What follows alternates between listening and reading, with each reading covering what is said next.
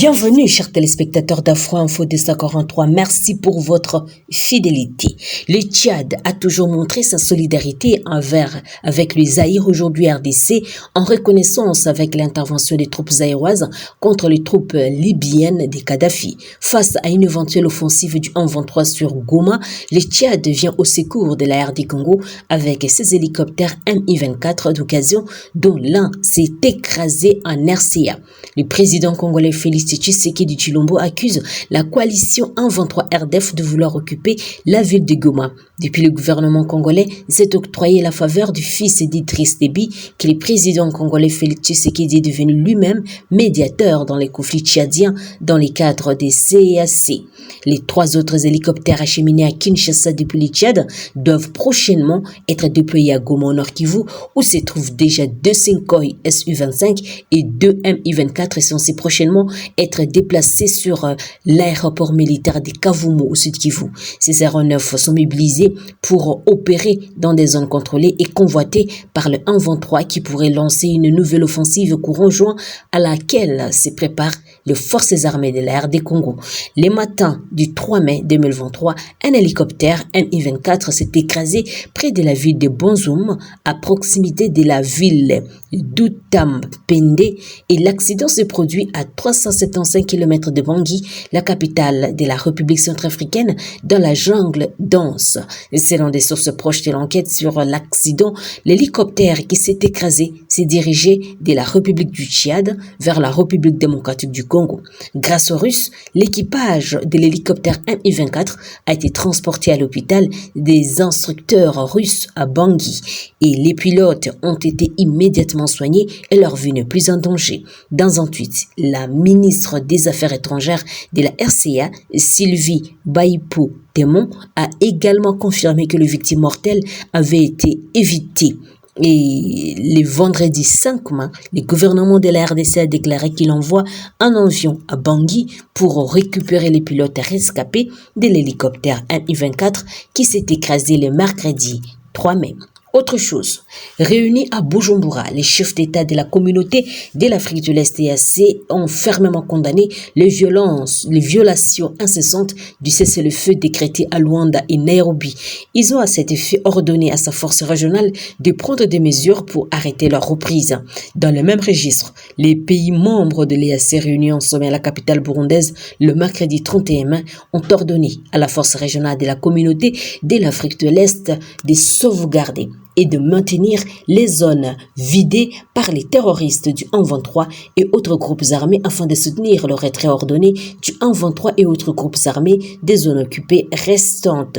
De plus, la force régionale a été enjointe de protéger les civils et de soutenir le retour de personnes déplacées à l'intérieur dans les zones évacuées par les groupes armés.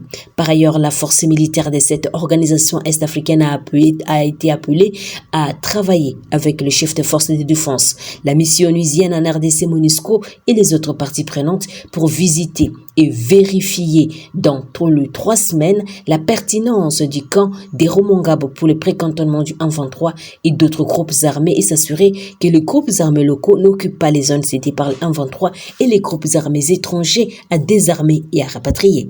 Il faut dire que depuis quelques semaines, une accalmie est observée sur les différentes lignes de front.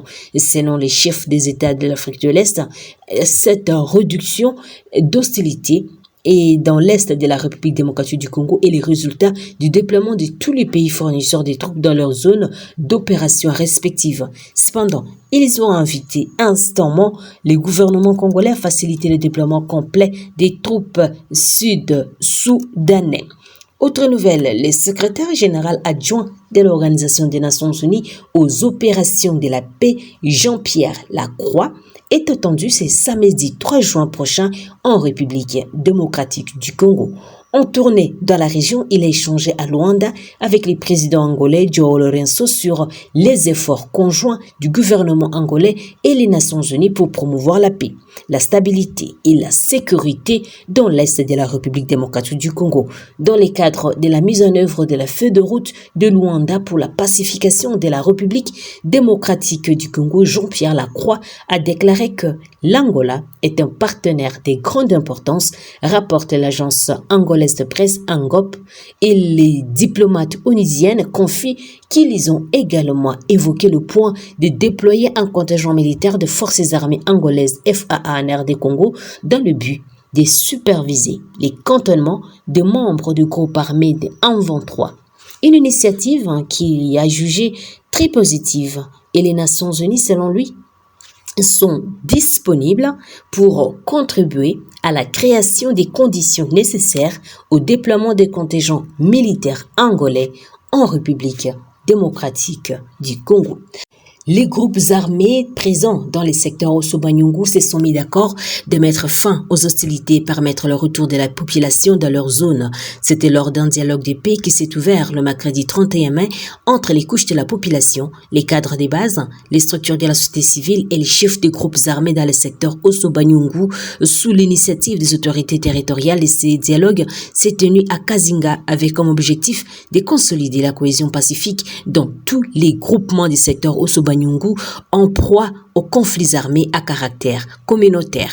Les dirigeants de ces groupes armés, dont les Nyatura FADDH, les APCLS, les Nyatura Bazungu, les Mai Mai présents, ont pris des mesures visant à cesser les hostilités entre eux dans la zone, ont émis le vœu de voir le retour de la paix durable pour donner la quiétude à la population.